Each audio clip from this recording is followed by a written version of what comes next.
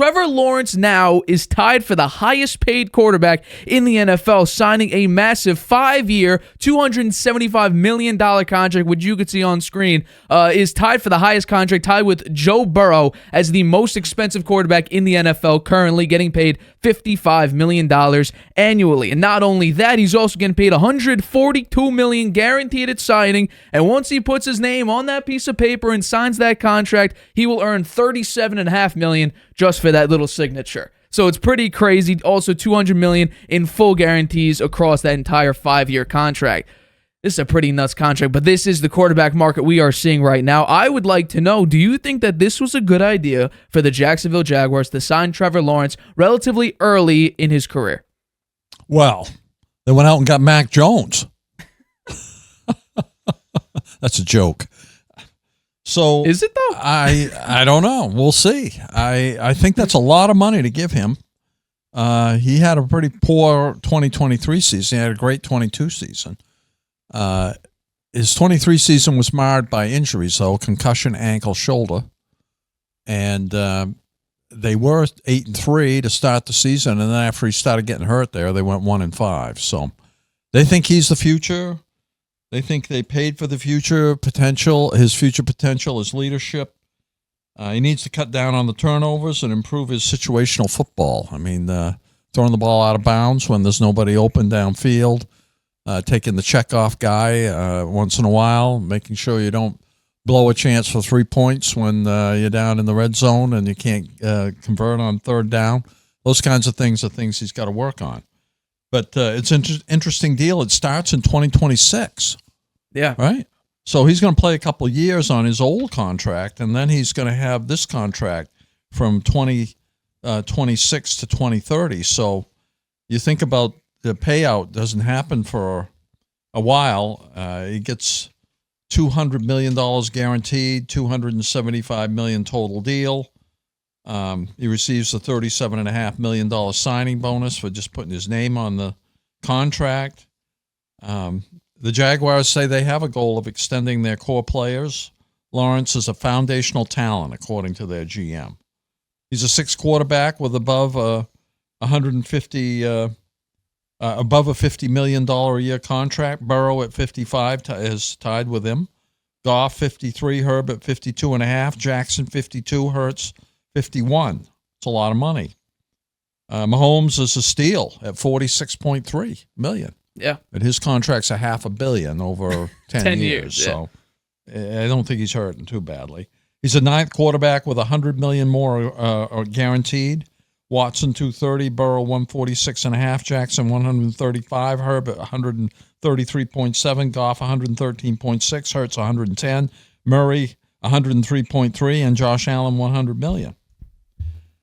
He's beyond grateful to continue in Jacksonville. He says his family and he and his family love the city. Thank you for the belief in me. That is a big belief. $275 million worth, or $200 million guaranteed. He's 4th in passing for the Jags in history, 11,770 yards.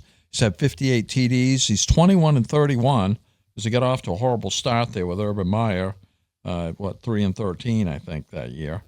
AFC title, South title in 2022. Rallied his team from 27-0 to a 31-30 win over the Chargers, but then lost to the Chiefs the next game. 2022 was his breakout year, 4,113 yards, 25 TDs, 8 interceptions. Started 3-7 and then went 6-1. Was 9th in QBR. I think he benefited from having Doug Peterson as his coach, who did very well in Philadelphia there and won the Super Bowl with Nick Foles. Yeah. So, although Peterson's had, with the Eagles, that was his high point. After that, he kind of went downhill. And we kind of saw that last year a little bit with the Jaguars. They declined over what they were in 2022, although Lawrence being hurt had a lot to do with that. He's had 60 turnovers in 3 years, 21 in 2023, which is a league high. Only 11 quarterbacks have done as bad, but they include Warren Moon and Peyton Manning and John Elway, who are all Hall of Famers. So I guess, it's a reasonable deal given what he did in 2022, given that he's young, given that he was a fantastic college quarterback and came out, was the number one pick in the draft that year. I guess they're going to see how it goes. I mean, he's signed up till 2030 now. Yeah.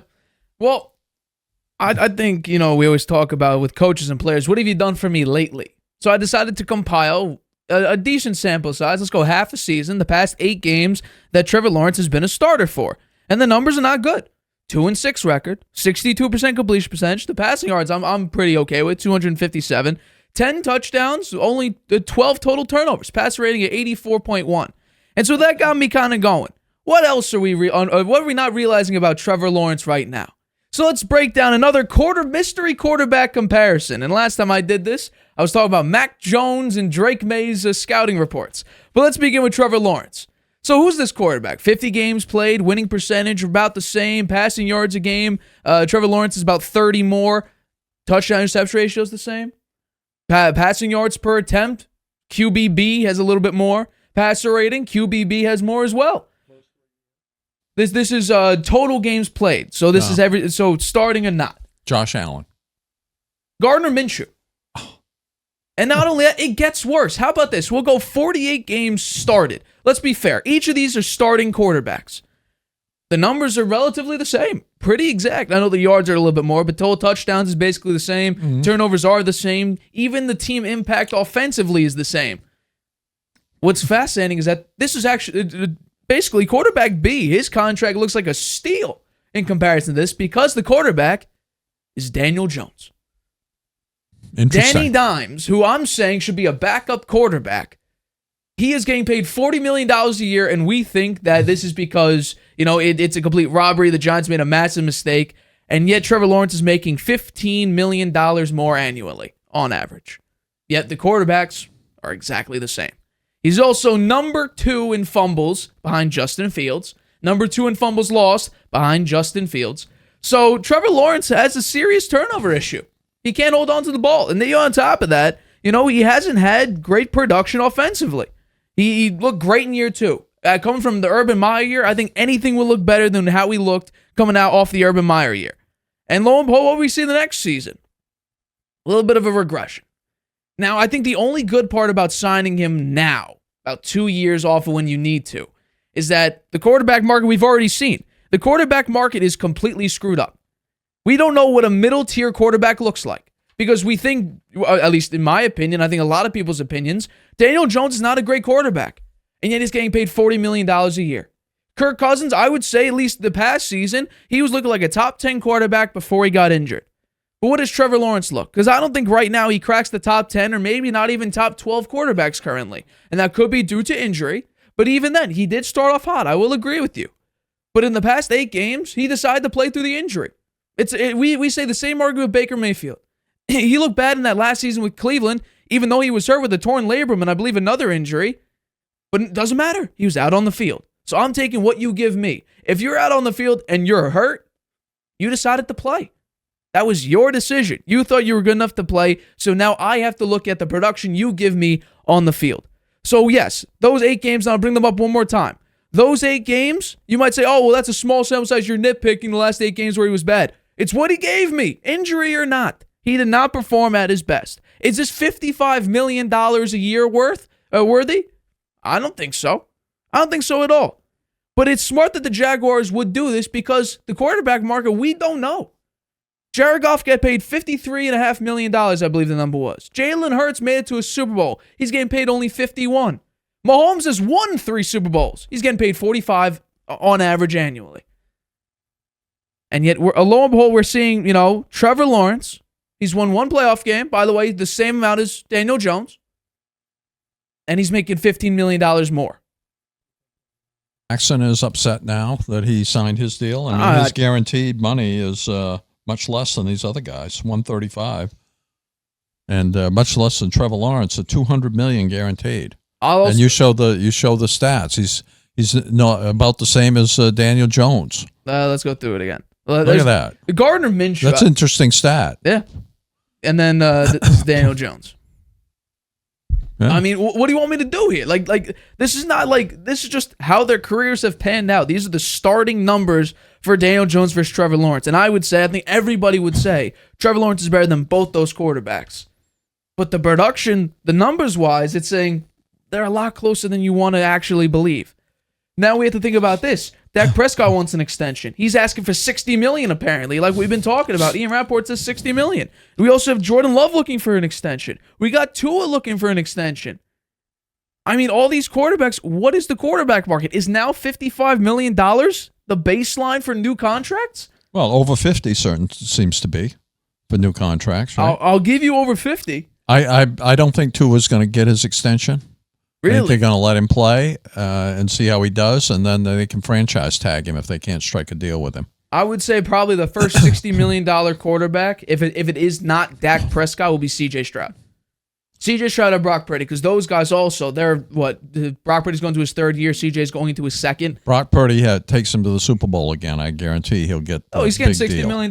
Yeah, absolutely. And then C.J. Stroud already looked like an MVP candidate through half the year last year, won a playoff game, and then his inexperience showed in the second game against the Ravens. I think they've been be smart to try to do a deal with him sooner rather than later. Well, that's exactly what the Jaguars are doing, and that's why I think that was the smartest move, because the quarterback market will move. Stroud. Right. But I'm saying it's the same mindset with Lawrence. He's 2 years off of his contract actually hitting, and what you could say is, well, the team is still in Super Bowl contention potentially. I don't fully believe that, just because I think the division itself got harder. I think the Titans, with their wide receiver core and building up an offensive line, they're going to be slightly better. I don't think they're winning the division. I want to make that clear. You think they can beat the Jaguars? I'm just saying the division got harder. The Texans went from a 3-13-1 team to year one with C.J. Stroud at a bunch of B and B-plus moves in last offseason. They went to 10 wins and won a playoff game. The Colts have Anthony Richardson, who went 2-2. We've only seen him for 4 games, but the promise was there. I think Shane Steichen is going to do a fine job at head coach. Now, the Jaguars here with Doug Peterson, they lost their number one guy, Calvin Ridley. They replaced him with Gabe Davis. So I'm taking what you give me here. If it's really that this is the team that's constructed, and it's definitely not going to move any big-time pieces anymore, this offense, we got to look at it. The wide receiver core right now, I mean, it's okay. Brian Thomas, a beautiful rookie. I think he's going to be pretty good. I think 6'4", runs a 4.3 if I'm not mistaken. He's a very, very fast big dude. But Gabe Davis, he's a wide receiver too, and you're going to play him probably big time. You got Devin Duvernay from the Ravens. He's okay, not great. Christian Kirk, I think, is a nice piece. You got rid of Zay Jones, who wasn't all that great. But I don't think this team is Super Bowl caliber, and your division's only going to get harder in the hardest conference, compared to the AFC, NFC. I think this is a situation that obviously the Jaguars needed to make, because the chance of you hitting on a quarterback that is as good or better than Trevor Lawrence is a very slim margin. Just look at the 21 draft class. All that potential there. And 4 out of the 5 of them are complete busts, most likely. We still haven't seen Trey Lance. So let's go 3 out of 4. We'll take Trey Lance just out of the equation yet. 3 out of 4 have been busts, and Trevor Lawrence was supposed to be this generational player. Well, he played well. He played well in 22. He had a great playoff game there. He did. Came back from They played okay against the Chiefs, too. It wasn't like they got blown out. They had 2 opportunities to take the lead. He was hurt last year in those games where he played poorly. And you're right. Why was he out there playing if he was really hurt? Exactly. He shouldn't have been playing. If you're out there playing, I'm taking I think they probably, that was because they still had a shot at the playoffs. Oh, I'm sure. Right. They went to the last game of the season. They could have still been in contention if he hadn't thrown it. Didn't he throw it out of bounds there on a 4th down? Very poor play. So I don't know. We'll see what happens. That's a lot of money. It is. He ought to be very happy with it. He's locked up there until 2030. Doesn't look like Mac Jones is going to get much chance to get on the field.